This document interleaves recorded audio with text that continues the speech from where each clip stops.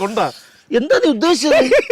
എടാ നിനക്ക് കളിക്കുന്നുണ്ടോ? കളിക്കുന്നല്ലേ പറഞ്ഞത്? എന്താ ചെയ്യണേ? ടൈമിങ് തീരെയില്ല പ്രേമ. ഇടേ ഞാൻ അഭിനയിക്കുന്ന ഡയലോഗ് പറഞ്ഞാൽ നീ അടി കൊണ്ടിട്ട് എന്താ ടൈം? അടിക്കും കറക്റ്റ് ഇതൊരു തടുക്കണം. അതാണ് ഒരു കലാകാരന്റെ ഏതൊരു സിനിമയിൽ വരത്തെ പറഞ്ഞല്ലോ അടിക്കാൻ വരുമ്പോ മോഹൻ കൊണ്ട് ഇങ്ങനെ വന്നു കഴിഞ്ഞാൽ അടിച്ചു എന്ന് പറയുമ്പോൾ എടാ ഞാനിത് ചെയ്ത് വേറെ കാര്യമുണ്ട്. എടാ പോട്ടെ സോറി. എന്താ കാര്യം? നമ്മൾ ഇന്ന് പരിചയപ്പെടാൻ പോകുന്നത് ഒരു സ്റ്റണ്ട് മാസ്റ്ററാണ്. അതിനാണ് ഈ പല്ലടിച്ചതൊക്കെ. സലീം ബാവ എന്ന് പറയുന്ന ഇല്ല. അപ്പൊ സലീം ബാവ എന്ന് പറയുന്ന സ്റ്റണ്ട് മാസ്റ്റർ പരിചയപ്പെടാൻ പോവുകയാണ്. അദ്ദേഹത്തിന്റെ കഴിവ് ചില്ലറ കഴിവൊന്നുമല്ല. ഒരുപാട് നടന്മാര് അടിയും തടയൊക്കെ പഠിപ്പിച്ചൊരു മിടുക്കനായ സ്റ്റണ്ട് മാസ്റ്റർ ആണോ? പുള്ളി വരാന്ന് പറഞ്ഞോ? പറഞ്ഞിട്ടുണ്ട്. പരിചയപ്പെടേണ്ട പുള്ളി എനിക്ക്. പോവാ. അപ്പൊ ശരിക്കും പറഞ്ഞാൽ നമ്മളിന്ന് എന്തായാലും പോട്ടെ. ഞാൻ ഈ ചങ്കും കൂടെ പോകുന്നത് സ്റ്റണ്ട് മാസ്റ്ററും ഡയറക്ടറും ഒക്കെ ആയ സലീം ബാവ നമുക്ക് പഠിക്കണ്ടേ അടി എങ്ങനെ തടുക്കുന്നത്, അടി എങ്ങനെ മേടിക്കാന്നൊക്കെ പഠിക്കണ്ടേ. അപ്പൊ ഞങ്ങൾ രണ്ടും കൽപ്പിച്ച് അങ്ങോട്ട് പോവാണ്.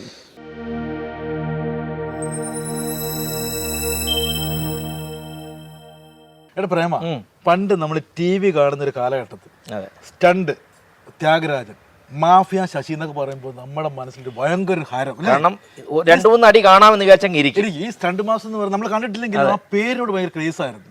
ഇവരൊക്കെ സംഘടനം എന്ന് പറയുന്നത് നമുക്ക് ഇന്ന് 5-6 ഇടിയുണ്ട്. അങ്ങനെ ഒരു ഗംഭീര താരത്തിയാണ് കിട്ടിയേക്കുന്നത് നമ്മുടെ സലീം ബാവ സാർ. ശരിക്കും പറഞ്ഞാല് ഇടി കൊണ്ട് തഴക്കവും പഴക്കവും ആയ ഒരാളാണ് ഇരിക്കുന്നത് അല്ലേ. സൂപ്പർ താരങ്ങളെല്ലാം ഇടി പിടിച്ചാണ്. കണ്ടാ തോന്നുന്നു ഇടി കൊണ്ട് പഴുത്തിരിക്കുകയാണ്. ഇപ്പോഴും എത്ര വയസ്സായി? ഇപ്പൊ 63ാമത്തെ വയസ്സില്. ഈ 60 വയസ്സിൽ നമ്മൾ ഏത് രീതിയിൽ ഊഹിച്ചാൽ മതി അല്ലേ.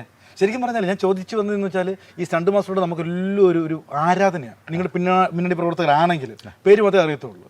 ഇപ്പം സലീം ബാവി നമ്മൾ പരിചയപ്പെടാൻ പോവുകയാണ്. എന്താണ് പിന്നാമ്പറ കഥകൾ അറിയണം. ശരിക്കും പറഞ്ഞാൽ അതൊരു ക്രേസ് അല്ലേ ഈ സ്റ്റണ്ട് എന്നൊക്കെ പറയുന്നത്? പിന്നെ നല്ല അത് നമ്മളുടെ ഒരു ശരിക്കും പറഞ്ഞാൽ ഓരോ ആളുകൾക്കും സിനിമയിൽ വരുന്ന ഓരോ സന്തോഷം ആണ്. ചിലർക്ക് അഭിനയിക്കാൻ, ചിലർക്ക് ഫൈറ്റ് ചെയ്യാൻ, ചിലർക്ക് ഡാൻസ് ചെയ്യാൻ, ചിലർക്ക് സംവിധാനം, ചിലർക്ക് ക്യാമറമാൻ, അല്ലെങ്കിൽ അതിൻ്റെ പിന്നാമ്പുറം വർക്ക്. ഞാൻ ഇതിൽ സത്യത്തിൽ ഫൈറ്റിനോട് എനിക്ക് ഭയങ്കര താല്പര്യമുണ്ട്. കാരണം എൻ്റെ ചെറുപ്പം മുതൽ ഞാൻ മാർഷൽ ആർട്സാണ്. എൻ്റെ ഫാദർ കളരി ഗുരുക്കളായിരുന്നു. അപ്പോൾ ഒരു 8 വയസ്സ് മുതൽ നമ്മൾ ഈ അഭ്യാസം ഇങ്ങനെ പഠിച്ച്, പിന്നെ നമ്മുടെ ശരീര വടിയൊക്കെ നമ്മൾ ജയൻ സാറൊക്കെ കത്തി നിൽക്കുന്ന സമയത്ത് നമുക്കും ഇതേമാതിരി ആകാം എന്നൊക്കെ ഉള്ളൊരു തോന്നൽ എല്ലാവർക്കും ഉണ്ടാവില്ല. അങ്ങനെ ഈ സിനിമയിലേക്ക് എത്തപ്പെടാനായിട്ട് ചെന്നപ്പോൾ ഏറ്റവും ബെറ്റർ ഫൈറ്റ് ചെയ്യലാണ് നല്ലതെന്ന് തോന്നി. ഒരു കുറുക്കോഴി കിട്ടി. അങ്ങനെ ഒരുപാട് പടങ്ങളിൽ ഫൈറ്റ് ചെയ്യാനായിട്ട് സാധിച്ചു. അങ്ങനെയാണ് നമ്മൾ ഈ ഇതിലേക്ക് വന്നത്. അപ്പോൾ ഫൈറ്റ് ഇന്നും നമ്മൾ ഫൈറ്റ് ചെയ്യുന്നുണ്ട്. ഇപ്പോഴും പുതിയ പടങ്ങളിലൊക്കെ വിളിക്കും, നമ്മൾ പോവും ചെയ്യും. അത് നമ്മളുടെ ഒരു വീക്ക്നെസ് എന്ന് പറയാം ഫൈറ്റ്. ഇപ്പം നമ്മുടെ മാരകമായ അമ്പുകൾ എടുക്കുന്നതിന് മുമ്പേ ഒന്ന് സുഖിപ്പിക്കുന്നതിന് ചോദിക്കാം, എങ്ങനെയാണ് ഈ മലയാള സിനിമയിൽ സ്റ്റണ്ട് ആക്ടറായിട്ടുള്ള വരവ് എങ്ങനെ, ആര് വഴിയാണ് കയറി വന്നത്? ആദ്യം ഇടിച്ചാൽ ഇടി കൊണ്ട് നടനാരാന്ന് പറഞ്ഞാലും അല്ല, ഞാൻ സ്റ്റണ്ടായിട്ട് വന്നതെന്ന് പറഞ്ഞപ്പോൾ ഈ ആദ്യം ബാലതാരമായിട്ടൊക്കെ ഒരു 78-ൽ 2-3 സിനിമയിലൊക്കെ ചെയ്തിട്ടുണ്ട്. പിന്നെ അതിന് ശേഷം 90-ലാണ് പിന്നെ ഒരു എൻട്രി. നമ്മുടെ കുട്ടിക്കാലം കഴിഞ്ഞ് പിന്നെ ഒരു യങ് സ്റ്റൈലിലേക്ക് വന്നപ്പോൾ ഇടയ്ക്കെന്ന് ചോദിച്ചാൽ ഈ കുട്ടിക്കാലത്ത് ആരാ കൊണ്ടുപോകുന്നു, ആർക്കാ ഇതിന്റെ പേര്? അന്ന് അങ്ങനെയല്ല. അന്ന് നമ്മളിങ്ങനെ മനസ്സിൽ ഇഷ്ടപ്പെട്ട് ഞാൻ ഇവിടുന്ന്. ഏത് പ്രായം ഉണ്ടായിരുന്നു? വളരെ പ്രായം കുറവായിരുന്നു. ഒരു 14 വയസ്സ് 15 വയസ്സ് മദ്രാസിൽ പോകാണ്. അങ്ങനെ പോയതാണ്. അതിനുശേഷം ഈ അക്ബർ എന്ന് പറഞ്ഞിട്ട് എൻ്റെ ഒരു സുഹൃത്തുണ്ട്, നമ്മുടെ നാട്ടുകാരനറിയാം. അദ്ദേഹം പ്രദീപ് സാർ എന്ന് പറഞ്ഞ ഡയറക്ടറെ പരിചയപ്പെടുത്തി. ആ ഒരു സിനിമയിലാണ് സുരേഷ് ഏട്ടനും വിജയരാഘവൻ ചേട്ടനൊക്കെയാണ് അതിലെ നായകന്മാർ. അപ്പോൾ അവരുടെ കൂടെ ഒരു കയ്യാളായിട്ട് അങ്ങനെയാണ് അതിരഥൻ. അതിൽ കൂടെയാണ്. പിന്നെ അതിലും ഫൈറ്റ് കാര്യങ്ങളൊക്കെ ആയിരുന്നു. അങ്ങനെയാണ് സിനിമയിലേക്കുള്ള അതുവഴി കയറി വന്നു. പിന്നെ അതിനെ എനിക്ക് അന്ന് സുരേഷ് ഏട്ടനൊക്കെ സ്റ്റാറായി വന്ന സമയമാണ്. നല്ല കയറി വരുന്ന ടൈം. അപ്പോൾ അദ്ദേഹമൊക്കെ എനിക്ക് ഒരുപാട് ഹെൽപ്പ് ചെയ്തിട്ടുണ്ട്. പുള്ളി ഇപ്പോഴും നമ്മളെ ഹെൽപ്പ് ചെയ്യാറുണ്ട്. ഞാൻ ചോദിക്കുന്നത്, അതിൻ്റെ കൂട്ടത്തിൽ വന്നു ആദ്യമായിട്ട് അടി മേടിച്ചാൽ അടി കൊടുത്ത ഒരു നടനാരാ, പ്രമുഖ നടന്മാരാരാ ഉള്ളത്?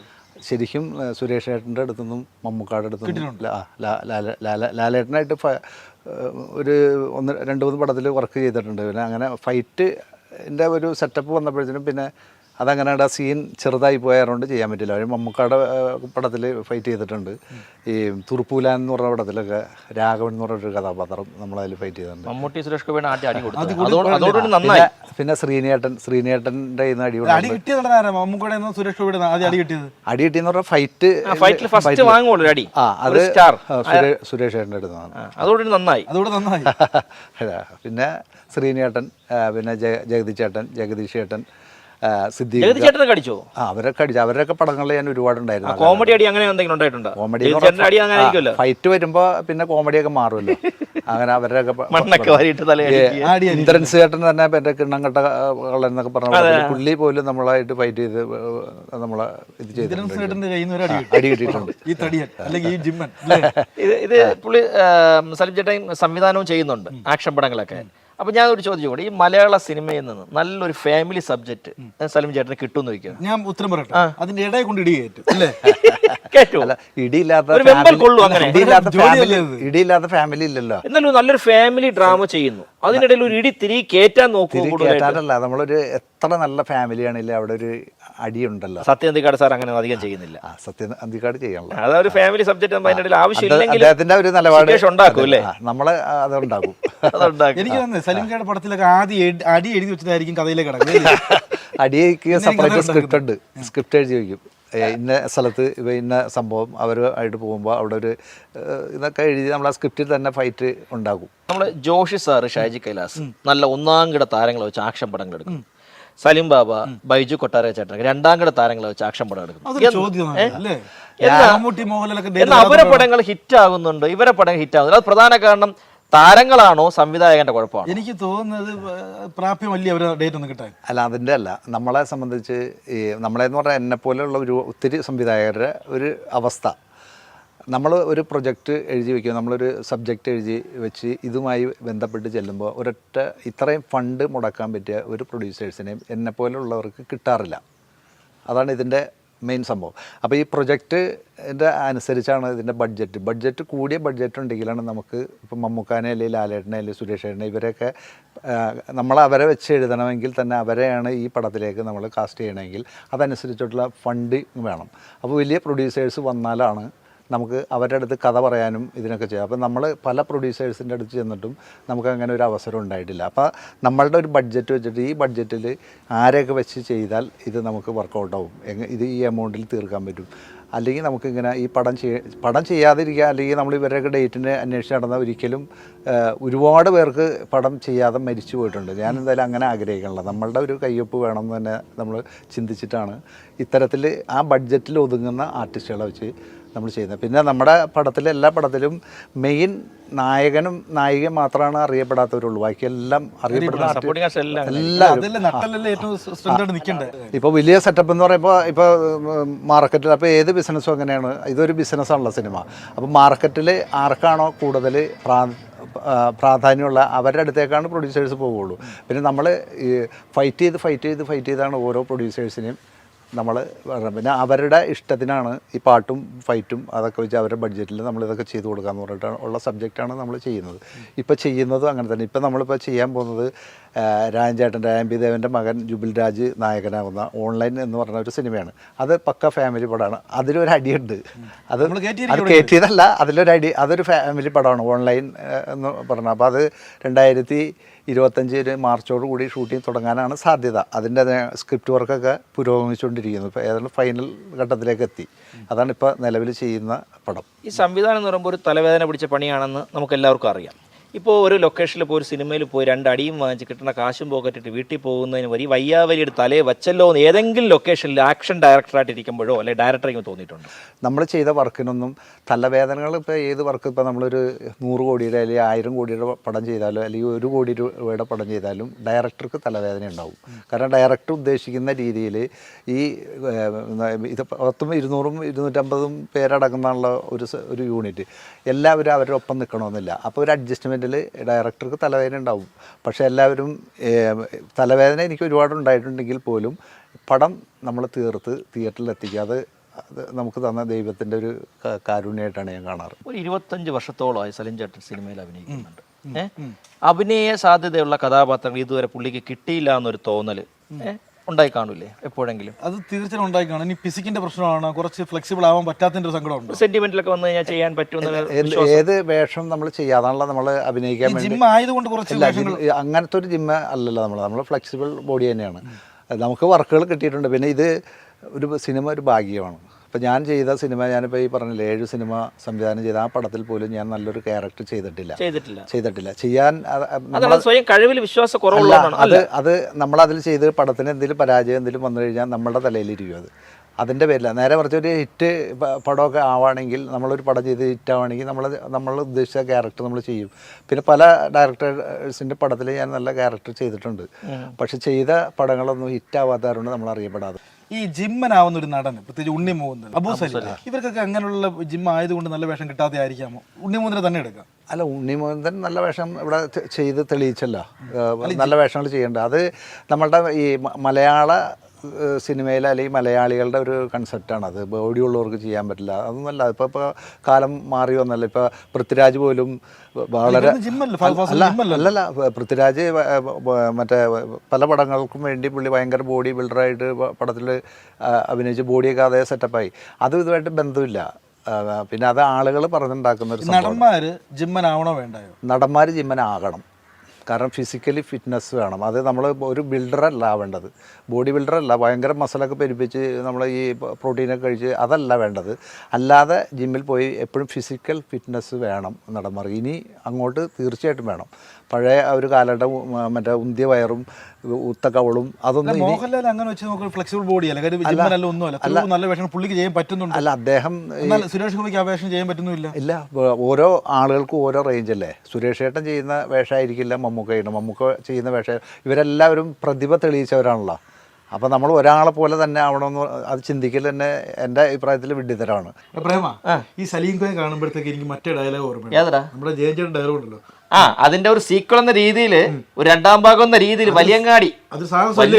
പിന്നെ അതെന്തുകൊണ്ട് ഒരു മണിക്കൂട്ടിനെ പോലെ അങ്ങനെ ഒരു സാധനം പിടിക്കാൻ ഈ ജയന്റെ ഒരു മാർക്കറ്റ് കിട്ടും എന്ന് വിചാരിച്ചിട്ടാണോ?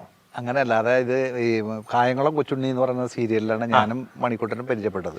ഞാനതിൽ ഫൈറ്റ് മാസ്റ്റർ ആയിരുന്നു. ഒരു 100-200 എപ്പിസോഡ് ഞാൻ ചെയ്തിട്ടുണ്ട്. പിന്നെ അക്ഷർ ഗുരുകൾ അങ്ങനെ ഞങ്ങൾ മാറി മാറി അതിൽ ഫൈറ്റ് ചെയ്തിട്ടുണ്ട്. അന്ന് ഞാനതിൽ മാധവൻ എന്ന് പറഞ്ഞിട്ടൊരു SI ആയിട്ടാണ് അഭിനയിച്ചുകൊണ്ടിരുന്നത് ഈ കായംകുളം കൊച്ചുണ്ണി.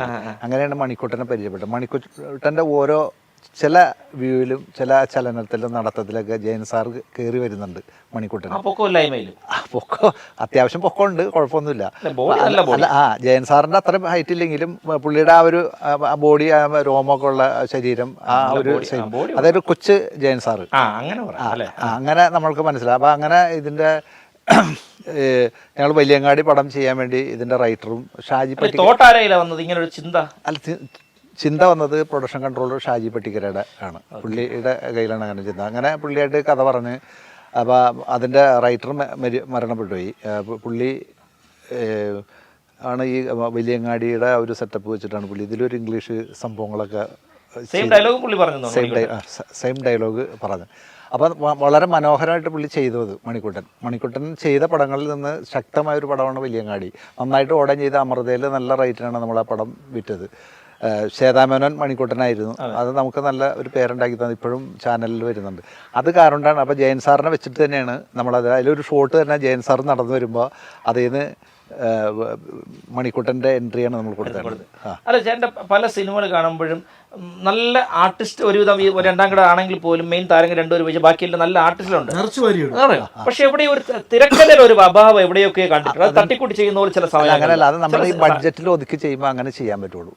നമുക്കൊരു ബഡ്ജറ്റ് ചേട്ടൻ ഒരു പ്രൊഫഷണൽ നഷ്ടപ്പെടില്ല. അത് ഒരിക്കലും ഇല്ല. അത് കാരണം എന്ന് പറഞ്ഞാൽ നമ്മൾ ഇതുമായി ബന്ധപ്പെട്ട് ഇതിൽ മെയിൻ സംഭവം എന്ന് പറഞ്ഞാൽ ഇത് പണം മുടക്കുന്ന ഒരാൾക്കൊരു സംഭവമുണ്ട്. അപ്പോൾ അദ്ദേഹത്തിന് നഷ്ടം വരാത്ത രീതിയിൽ ഞാൻ എല്ലാ പടവും ചെയ്തു കൊടുക്കുന്നത്. പിന്നെ പ്രേക്ഷകർ അത് കാണുമ്പോൾ ഈ പടവും അതേമാതിരി 100 കോടി പടം 100 കോടി മുടക്കി പരാജയപ്പെട്ട പടവും കൂടി കമ്പയർ ചെയ്യണം.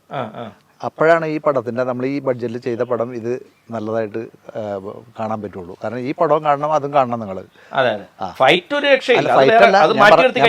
നമ്മൾക്ക് കിട്ടുന്ന ബഡ്ജറ്റിൽ ഇത്രയും പേരെ ഉദ്ദേശിച്ച് ഒരു ലോജിക്കോട് കൂടിയാണ് എൻ്റെ എല്ലാ സിനിമയും ഞാൻ ചെയ്തേക്കുന്നത്. അതിൽ ഇനിയിപ്പോൾ ആരെന്ത് അതിന് അഭിപ്രായ വ്യത്യാസം വന്നാലും ഞാൻ അതിന് മറുപടി പറയാൻ തയ്യാറാണ്. കാരണം ഒരു ലോജിക്കില്ലാത്ത ഒരു പടവും ഞാനിപ്പോൾ 7 സിനിമ ചെയ്ത 7 റിലീസ് ഒന്നും ലോജിക്കില്ലാതെ ചെയ്തിട്ടില്ല. ഒരു സീൻ പോലും. എല്ലാം അതുമായി ബന്ധപ്പെട്ടാണ്. തിരക്കഥയ്ക്ക് ബലമില്ലാതെ തോന്നിയിട്ടുണ്ട്. അങ്ങനെ തോന്നിയിട്ടില്ല. അത് അങ്ങനെ ചെയ്യാൻ പറ്റുള്ളൂ. അപ്പോൾ സാധാരണ ഇച്ചിരി എന്താ പറയുക, കുറച്ച് സംവിധായകർ യാതൊരു കോംപ്രമൈസ് തയ്യാറാവുന്ന സംവിധായകരുണ്ട്. സലീം ബാബു എന്ന് പറയുന്ന ഇദ്ദേഹം കോംപ്രമൈസ് തയ്യാറാവുന്ന ഡയറക്ടർ അല്ലേ? അല്ല, കോംപ്രമൈസ് എന്ന് പറഞ്ഞാൽ നമുക്ക് ജീവിക്കേണ്ടത്. ഇതിൻ്റെ പ്രധാന സംഭവം ഇതിലൊരു അവാർഡ് വാങ്ങിച്ച് നമുക്ക് ജനങ്ങളുടെ ഇടയിൽ ഒരു വലിയൊരു പേരുണ്ടാക്കലല്ല പല സംവിധായകരും ആവശ്യം. അവരുടെ കുടുംബം നോക്കണം, അവർക്ക് ജീവിക്കണം. ഇത് തൊഴിലാണല്ലോ, നമ്മുടെ ഒരു അരിപ്രശ്നം കൂടിയാണ്. അപ്പോൾ നമ്മൾ പല കോംപ്രമൈസും ചെയ്യേണ്ടി വരുമ്പോഴാണ് പടം റിലീസാകുന്നത്. അല്ലെങ്കിൽ 1-2 ഷെഡ്യൂളിൽ പടം നിന്നു പോകും. പല പടങ്ങളും, ഒരുപാട് പടങ്ങൾ പെട്ടിയിലായിട്ടുണ്ട്, പല പടങ്ങളും നിന്ന് പോയിട്ടുണ്ട് ഇങ്ങനെ. അപ്പം നമ്മൾക്ക് ഒരുപാട് കോംപ്രമൈസ് ചെയ്യേണ്ടി വരും. തുടക്കത്തിൽ അങ്ങനെ ചർച്ചയും കാര്യങ്ങളൊക്കെ ഉണ്ടായിട്ടില്ലേ പടത്തിലേക്ക് ഇറങ്ങിത്തിരിക്കുന്നത്? തുടക്കത്തിൽ ചർച്ച ഉണ്ടായിട്ടാണ് ഇറങ്ങിത്തിരിക്കുന്നത്. സലീം ബാബ എന്ന് പറഞ്ഞൊരു സംവിധായകൻ മറ്റുള്ളവർക്ക് വേണ്ടല്ലോ. എനിക്ക് സംവിധായകനാവണമെന്ന് നമുക്കാണ് ആഗ്രഹം. അപ്പോൾ ആ ആഗ്രഹത്തിൽ നമ്മൾ പല കോംപ്രമൈസും ചെയ്യേണ്ടി വരും. അപ്പോൾ ആ ബഡ്ജറ്റിൽ തീർക്കുമ്പോൾ നമ്മൾ ഈ ജൂനിയർ ആർട്ടിസ്റ്റിനൊന്നും നമുക്ക് കിട്ടില്ല. അപ്പോൾ നമ്മൾ വഴിയെ പോകണവരെയും പിന്നെ നമ്മുടെ സുഹൃത്തുക്കളൊക്കെ വിളിച്ച് വരുത്തി അങ്ങനെയാണ് ഓരോ ഫ്രെയിമിലും ഓരോ പടങ്ങളും നമ്മൾ തീർത്തേക്കുന്നത്. അതിൻ്റേതായ ബുദ്ധിമുട്ടുണ്ട്. അതിന് മെയിൻ പ്രശ്നം നല്ലൊരു പ്രൊഡ്യൂസർ, സാമ്പത്തികം മുടക്കാൻ പറ്റിയൊരു പ്രൊഡ്യൂസറെ ഈ 7 സിനിമക്കും എനിക്ക് കിട്ടിയിട്ടില്ല. ഏറ്റവും കൂടുതൽ കായിക അധ്വാനം വേണ്ട ഒരു മേഖലയാണ് സ്റ്റണ്ട്. നിങ്ങളെപ്പോലുള്ള ആൾക്കാർ ട്രെയിൻ ചെയ്തിട്ട് ഇറങ്ങി വരുന്നുണ്ട്. നായകന്മാരായിട്ടുള്ള ആൾക്കാരോ ഉപനായകന്മാരായിട്ടുള്ള ട്രെയിനിങ് ഇല്ലാണ്ടാണ് കയറി വരുന്നത്. ആക്ഷൻ ഡയറക്ടർ പറഞ്ഞു കൊടുക്കുന്ന പോലെ ചെയ്യുന്നുണ്ട്. ഏറ്റവും കൂടുതൽ അടി വാങ്ങിച്ചാൽ ടൈമിംഗ് തെറ്റി അങ്ങനെ ഇൻസിഡൻ്റ് ആയിട്ട് എന്തെങ്കിലും പ്രശ്നങ്ങൾ ഉണ്ടായിട്ട് എന്തെങ്കിലും ഇൻസിഡൻറ്റ് പറയാനുണ്ടോ? ഇപ്പോൾ നമ്മളിപ്പോൾ ഈ ചെയ്തുകൊണ്ടിരിക്കുമ്പോൾ പല നായകന്മാരും സത്യത്തിൽ ഭയങ്കര ഫ്ലെക്സിബിളാണ്. അവർ ഡയലോഗ് പ്രസൻറ്റേഷൻ ചെയ്യുന്ന മാതിരി തന്നെയാണ് അവർ ഡാൻസിൻ്റെ സ്റ്റെപ്പ് ചെയ്യുന്നതും ഫൈറ്റ് ചെയ്യുന്നതൊക്കെ.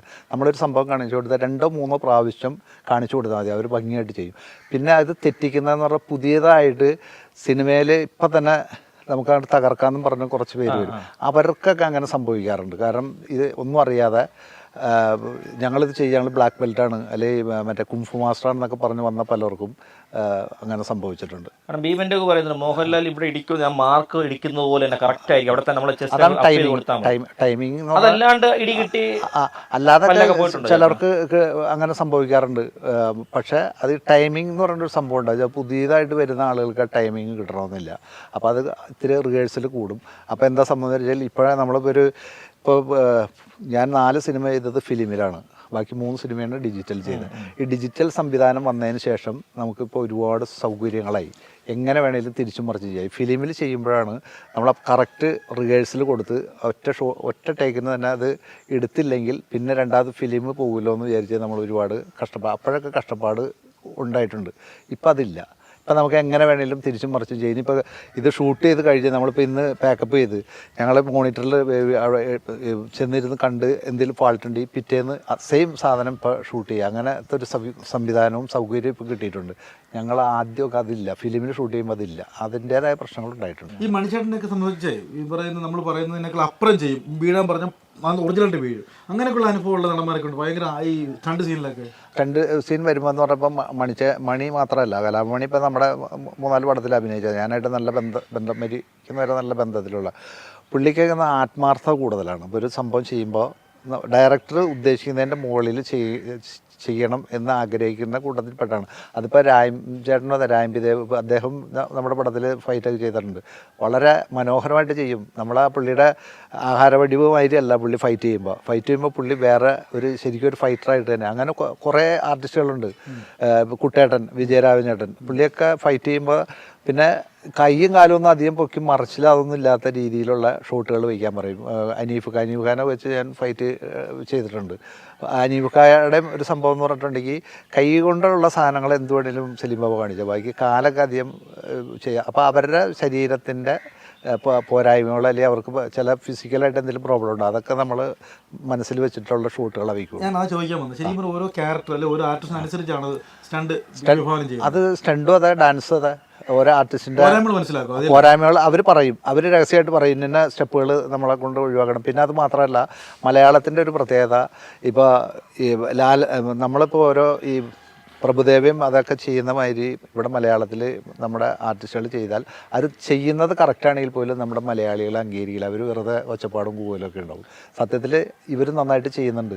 അപ്പോൾ അവർ തമിഴന്മാർ ചെയ്യുമ്പോഴാണ് നന്നാവുള്ളൂ, മലയാളികൾ ചെയ്താൽ നന്നാവില്ല എന്നുള്ളൊരു കൺസെപ്റ്റ് നമ്മുടെ മലയാള പ്രേക്ഷകർക്കുണ്ട്. ചേട്ടൻ ഈ കൂടെ അഭിനയിച്ചിട്ടുള്ള ഏറ്റവും ബെസ്റ്റ് ഫൈറ്റേഴ്സ് നായകന്മാർ എന്ന് പറയുന്ന ആരൊക്കെയാണ്? അല്ല അങ്ങനെയല്ല, എല്ലാവരും നല്ല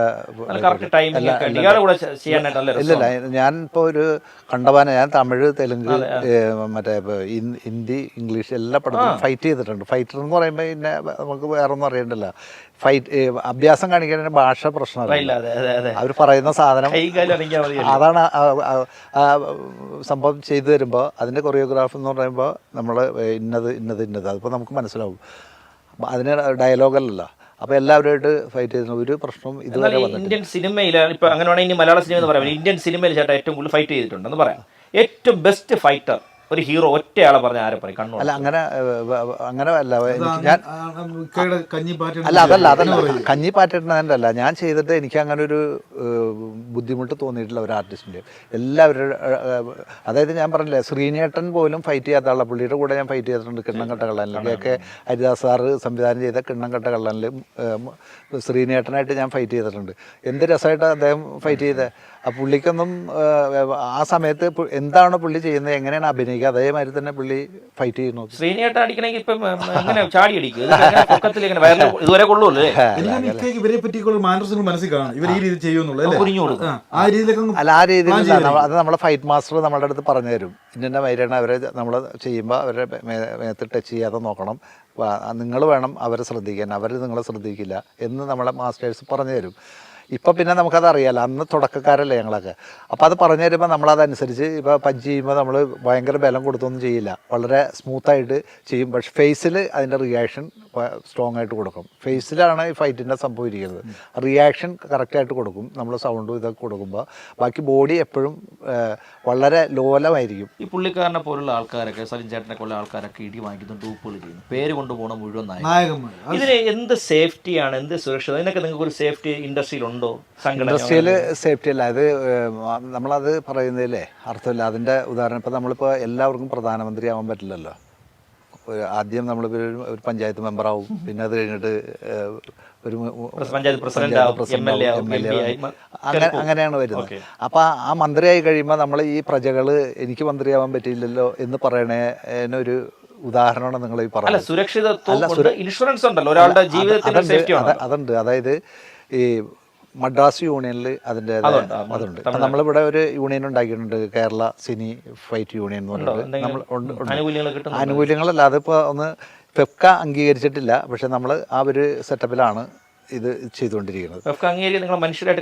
അല്ല അങ്ങനെയല്ല, നമ്മൾ യൂണിയൻ മറ്റേ മദ്രാസ് യൂണിയനാണ് ഇവരെ അംഗീകരിച്ചേക്കുന്നത്. അപ്പോൾ അത് കാരണം എന്നാലും നമ്മളെ വിളിക്കാറുണ്ട്, ചെയ്തിട്ടുണ്ട്. അപ്പോൾ ആ യൂണിയൻ ഒന്ന് സ്ട്രോങ് ആയി വന്നാലാണ് നമുക്ക് അതിൻ്റെ ഇൻഷുറൻസും കാര്യം. പിന്നെ ഞങ്ങൾക്ക് അല്ലാതെ ആർട്ടിസ്റ്റ് എന്ന നിലക്ക് ഇൻഷുറൻസും കാര്യങ്ങളൊക്കെ ഉണ്ട്. ഒരു ഡയറക്ടറുടെ ഏറ്റവും വലിയ സ്വപ്നമാണ് ഇപ്പോൾ 7ഓളം പടങ്ങൾ ചെയ്ത് എല്ലാ സെക്കൻഡറി നടന്മാരെ വെച്ച്, മമ്മൂക്ക, മോഹൻലാൽ എന്ന് പറയുന്ന നട്ടല്ലായ നടന്മാരെ വെച്ച് ഒരു സിനിമ ചെയ്യാൻ പോലും പറ്റിയിട്ടില്ല. എന്താ ഒരു സ്വപ്നം പൂർണ്ണിയണ്ടേ? അങ്ങനെ അല്ല സ്വപ്നം. ഒരു സംവിധായകനെ സംബന്ധിച്ച്, സംവിധായകൻ എന്ന് പറഞ്ഞാൽ എൻ്റെ ഒരു കൺസെപ്റ്റ് ഞാൻ പറയാം, മറ്റുള്ളവരെ എങ്ങനെ ചിന്തിക്കണേ. എന്നെ സംബന്ധിച്ച് ഞാൻ ചെയ്യുന്നൊരു സിനിമ ഒരു സൂപ്പർ ഹിറ്റ് ആവണമെന്നുള്ളൊരു ധാരണ, ഇന്ന ആൾ വെച്ചിട്ട് എന്നുള്ള ഒരു സ്വപ്നം ഇതുവരെ കണ്ടിട്ടില്ല.